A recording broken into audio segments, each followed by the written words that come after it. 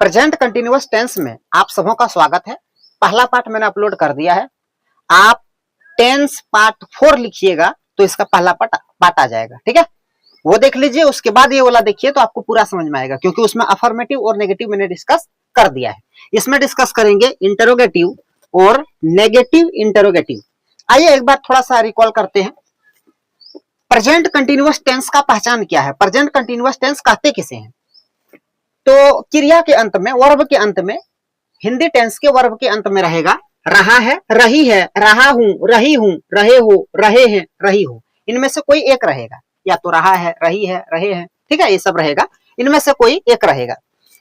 आई के साथ एम लगता है भैया, याद रखिएगा, आई के साथ एम लगता है। इज किसके साथ लगता है? इज लगता है थर्ड पर्सन सिंगुलर सब्जेक्ट के साथ। अब थर्ड पर्सन सिंगुलर सब्जेक्ट कहते किसे हैं? तो he, she, this, that, it, कोई सिंगुलर नाउन, मतलब कोई एक नाम, या कोई सिंगुलर प्रोनाउन, या कोई एक वो नाम, वो शब्द जो नाउन के बदले में आए उसे सिंगुलर प्रोनाउन कहते हैं, ठीक है। प्रोनाउन कहते हैं उस शब्द को जो नाउन के बदले में आई, और अगर वो एक के बदले में आया हो तो कहेंगे सिंगुलर प्रोनाउन। तो he, she, this, that, it, singular noun, singular pronoun, ये सब होते हैं थर्ड पर्सन सिंगुलर सब्जेक्ट। तो इसके साथ लगेगा इज, आई के साथ लगेगा एम, और रेस्ट ऑल सब्जेक्ट्स, बाकी जितने सब्जेक्ट्स बचे सबके साथ लगेगा आर, ठीक है। तो आइए, चूंकि मैंने इसको पहले पार्ट में डिटेल से बताया है, इसलिए उतना ज्यादा इस पर मैं बहस नहीं कर रहा हूं।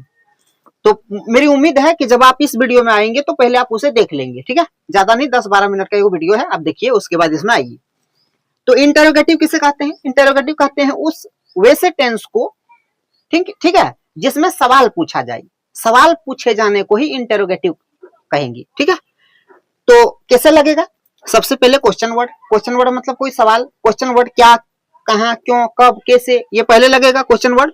उसके बाद या तो इज, या तो एम, या तो आर, तीन में से एक लगेगा। क्या लगेगा वहां तो बता दिए किसके साथ क्या लगेगा। उसके बाद लगेगा सब्जेक्ट। सब्जेक्ट के साथ लगेगा वर्ब का फर्स्ट फॉर्म। फर्स्ट फॉर्म में आई एन जी जुड़ेगा। उसके बाद ओ से ऑब्जेक्ट, ठीक है, मैंने शॉर्टकट में लिखा है ऑब्जेक्ट। पहले डब्ल्यू एच क्वेश्चन लगेगा, उसके बाद या तो इज, या तो एम, या तो आर, उसके बाद सब्जेक्ट, उसके बाद वर्ब के फर्स्ट फॉर्म में आईएनजी, उसके बाद ऑब्जेक्ट। आइए देखते हैं। देखिए, कोई भी आपको सवाल करे ना, तो उसका आप दो तरीके से जवाब दे सकते हैं। एक जवाब आप दे सकते हैं यस या नो में। जैसे मैं आपसे पूछूं, क्या मेरा नाम मिराज अंसारी है? अगर आप जानते हैं तो आप कहिएगा यस, नहीं जानते हैं तो आप कहिएगा मुझे नहीं पता। या फिर अगर मान लीजिए आप ये जानते हैं कि मेरा नाम मिराज अंसारी नहीं है, तो आप कहिएगा नो। यानी कि यस नो से आप काम चला सकते हैं। लेकिन कोई सवाल ऐसा होता है जिसमें आप यस नो से काम नहीं चला सकते, आपको पूरा सेंटेंस बताना पड़ेगा। जैसे मैं कहूंगा कि मैं क्या काम करता हूं। अगर मैं आपसे पूछूं कि मैं क्या काम करता हूं और आप कहें यस, तो इसका कोई मतलब नहीं हुआ। आपको बताना पड़ेगा मैं क्या काम करता हूं, या तो आपको यह बताना पड़ेगा कि मैं नहीं जानता हूं। यस नो इन दोनों से काम चलने वाला है नहीं, पूरा सेंटेंस बताना पड़ेगा, पूरी बात बतानी पड़ेगी, है ना।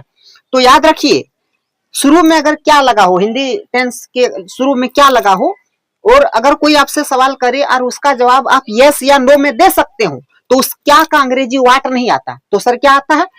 तो हेल्पिंग वर्ब आता है, ऑक्सिलरी वर्ब आता है, या तो इज, या तो एम, या तो आर, तीनों में से एक आ जाएगा। जैसे क्या रेशमा किताबें बेच रही है, ये सवाल है। अब बताइए, मैं आपसे सवाल करूं कि क्या रेशमा किताबें बेच रही है, तो आप क्या जवाब दे सकते हैं? आप कह सकते हैं यस। अगर आप जानते हैं कहिएगा यस, नहीं जानते तो बोलिएगा नो।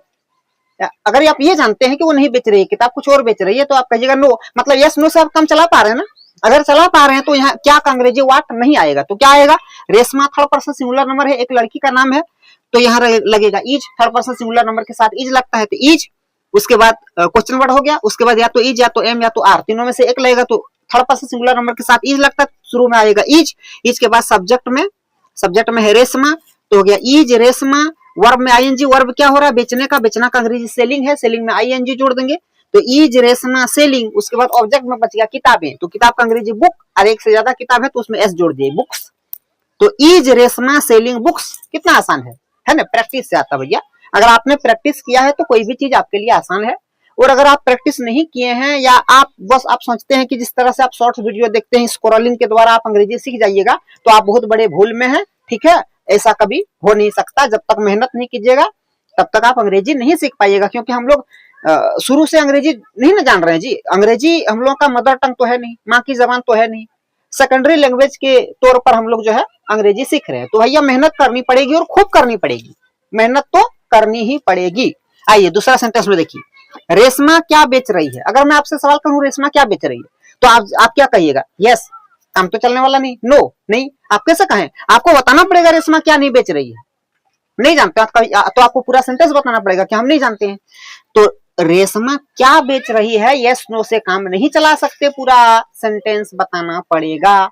इसलिए यहाँ क्या का अंग्रेजी भैया वाट आएगा, लेकिन ऊपर वाला में देखिए क्या का अंग्रेजी वाट नहीं आया।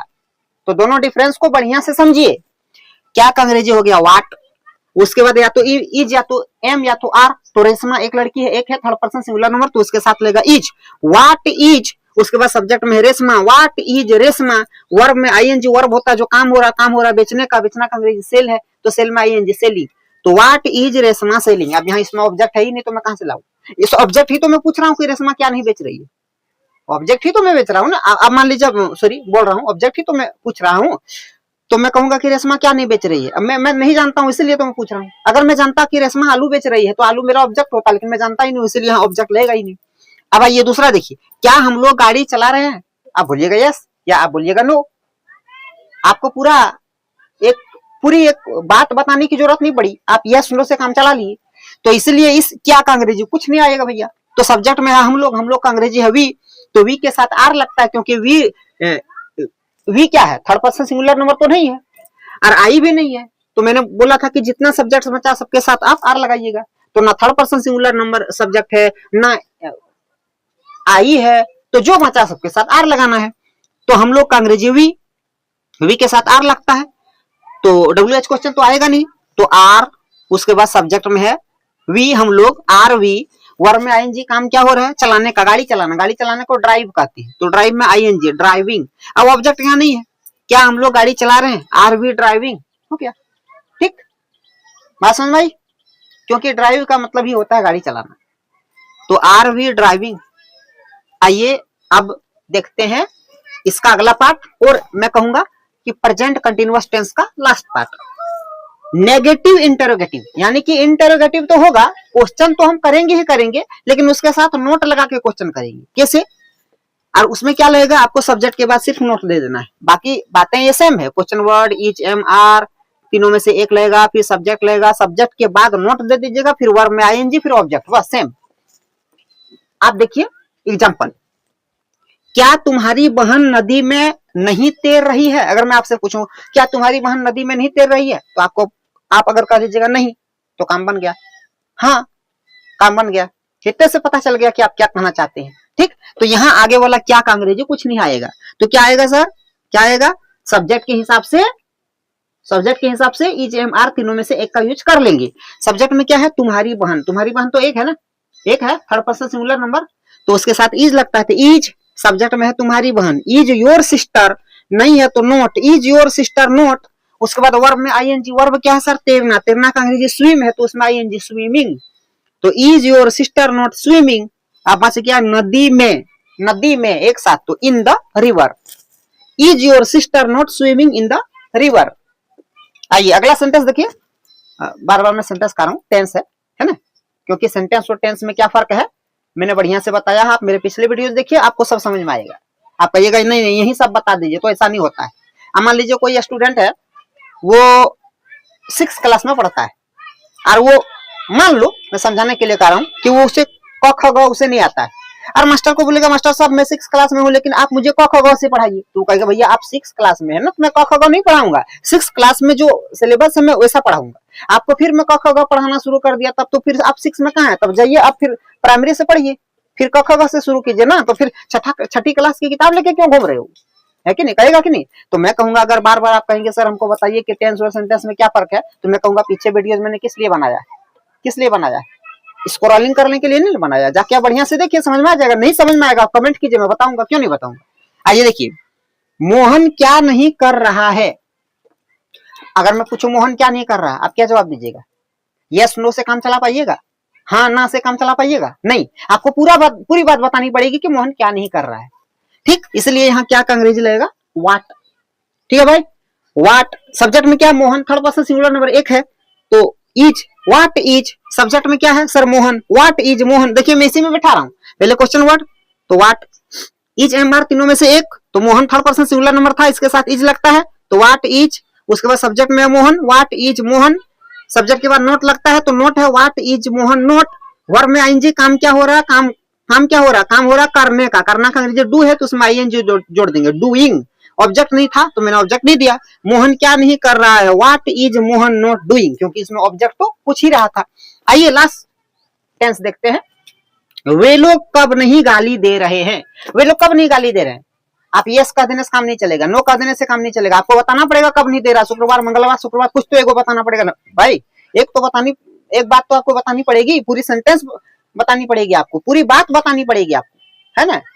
देखिए वे लोग कब नहीं गाली दे रहे हैं, तो यस नो से काम चलने वाला है नहीं, जब नहीं है काम चलने वाला तो कब का अंग्रेजी हमको देना पड़ेगा, WH क्वेश्चन, कब का अंग्रेजी है व्हेन, उसके बाद इज एम आर तीनों में से एक लगेगा, तो एक कैसे लगेगा सर, पता कैसे चलेगा, सब्जेक्ट में देखिए वे लोग क्या है सर, थर्ड पर्सन तो है लेकिन सिंगुलर सब्जेक्ट नहीं है, वो प्लूरल है, एक से ज्यादा है, तो एक से ज्यादा है तो लगेगा आर, तो क्वेश्चन वर्ड में सबसे पहले व्हेन, उसके बाद इज एम आर तीनों में से एक तो आर, व्हेन आर, सब्जेक्ट में क्या है सर, सब्जेक्ट में है वे लोग का अंग्रेजी दे, उसके बाद नहीं है तो नोट, देखिए question word is am are तीनों में से एक दिए, फिर सब्जेक्ट दिए, फिर नोट दिए, सेम इसमें बिठा रहे हैं, फॉर्मूला में बिठा रहे हैं, व्हेन आर दे नोट, उसके बाद सर क्या बचा, उसके बाद वर्ब में आईएनजी, वर्ब क्या है, वर्ब होता है काम, जो काम हो रहा है उसे वर्ब कहते हैं, यहाँ काम क्या हो रहा है सर, काम हो रहा है देने का, क्या देने का सर, गाली देने का, गाली देना का अंग्रेजी होता है अब्यूज, तो अब्यूज में आईएनजी जोड़ देंगे, अब्यूजिंग, ठीक है, तो when are they not abusing, बात समझ में आई पूरी, मैंने कोशिश की, मैं जानता हूं मैं थोड़ा स्पीड बोल रहा हूं, है ना, मैं जानता हूं कि आप क्या सोच रहे होंगे, कहेंगे सर आप एकदम राजधानी जैसा चलिएगा तो हम लोग कैसे समझेंगे, आप समझिएगा, मैं राजधानी क्या, मैं हेलीकॉप्टर भी बन जाऊंगा तो आप समझिएगा, बोलिए कैसे जानते हैं, नहीं जानते हैं, समझिए, अगर आप मेरे पहला वीडियो देखिए और पहला वीडियो से यहां तक आइए तो ये मेरा चैलेंज रहा, मैं अभी राजधानी बना हूं, अगर हेलीकॉप्टर भी बन जाऊंगा ना, रॉकेट भी बन जाऊंगा तो आप समझिएगा, आप ये नहीं कहिएगा कि आप इतना स्पीड क्यों बोल रहे हैं, हो सकता है आप ये कह दें कि आप सर और स्पीड बोलिए, क्योंकि आपको सारी बातें समझ में आएगी, तो मेरे पिछले वीडियो से अभी तक का वीडियो देखिए, अंग्रेजी में कोई प्रॉब्लम नहीं होने दूंगा,